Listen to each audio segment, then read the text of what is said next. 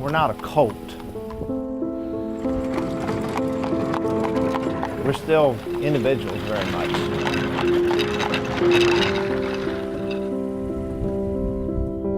It's mostly carpenters, farmers. They've been there for years. We're all human beings, and unfortunately, we have internally our share of complications.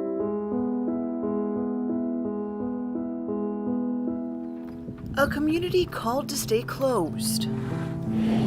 It's our order, the way we understand it from the Bible, is to live a quiet, peaceful life, and that's what we're trying to maintain. Settling far from society in the corner of Western Kentucky. Yes, we have our own schools. Isolated from outside influences. Everything, the television and the modern entertainment and news, brings to you is all loaded with that strife. Turning away from technology and turning down help.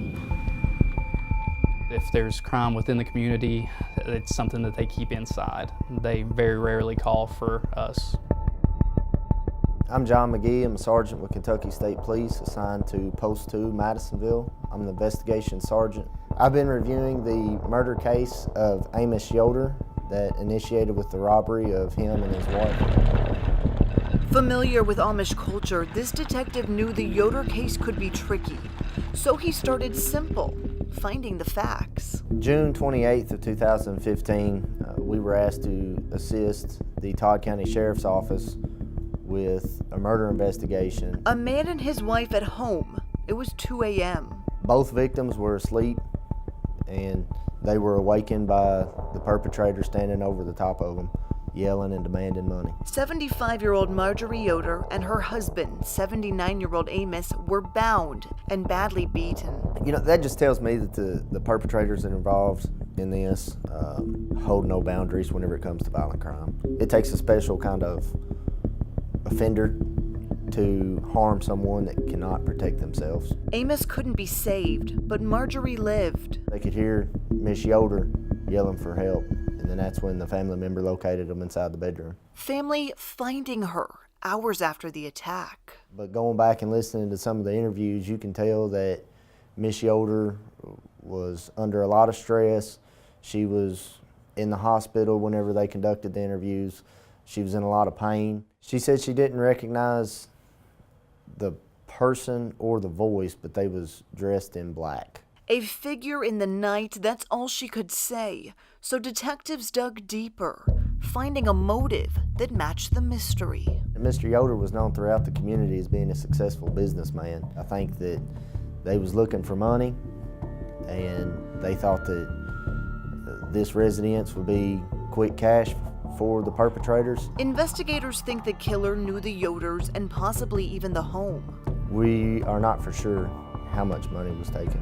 We suspected it was several $1,000s. The trespassers took off with the money, but they left a trail. Some of the DNA and what we would call blood spatter and the direction that that's traveling and how the scene was left leads us to believe where the perpetrators were at different times. Were these messy criminals? They made some mistakes.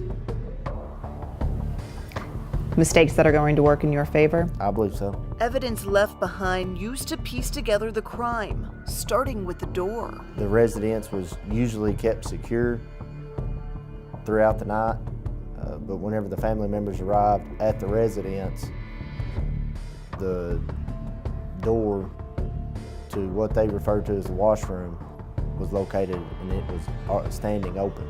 Beyond the entry, something stood out. It looked like it'd been ransacked. I mean, there was stuff that was obviously out of place, documents that were left on the floor, different things that should have been put in drawers and closets that were out of place. Pieces out of place with prints that would turn into proof. Sometimes we destroy those prints by accident.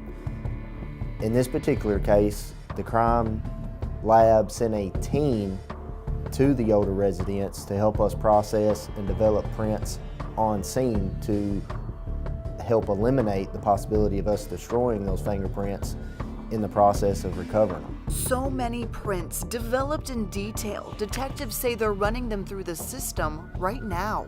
Undoubtedly, somebody involved, this has been eating at them. They are not typically capable of killing someone. They didn't intend to kill someone that morning.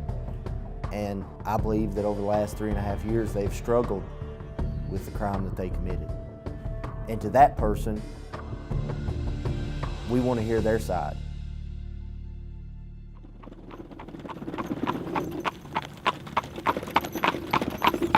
Within the walls of this wholesome community, it's a crime causing caution. To have an elder couple who were assaulted and essentially one of them murdered would put fear in anyone. But for these families, finding answers is a job for others. Their focus fixed on faith. Being at peace with God, and then being able to die peacefully and receive the reward that's available to everybody. Yeah. Heaven, yeah, is their goal. Hundreds of you are talking about this case and others on the Unsolved Insiders Facebook group. We'd love to hear your take on the case. Find us on Facebook and join the group right now.